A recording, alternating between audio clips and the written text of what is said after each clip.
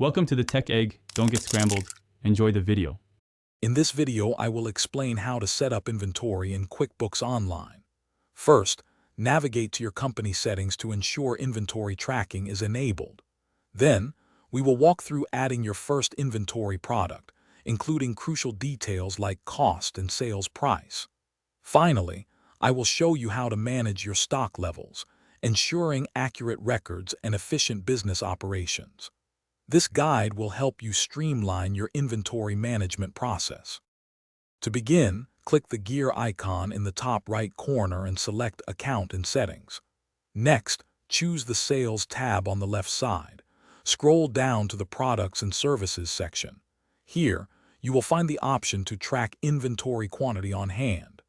Make sure this is toggled to On. Don't forget to click Save to apply these changes, enabling full inventory functionality for your business. Now let's add your inventory items. From the left navigation bar, go to Sales and then Products and Services. Click the New button and select Inventory as the product type. Fill in essential details like the product name, a unique SKU, and the initial quantity you have on hand.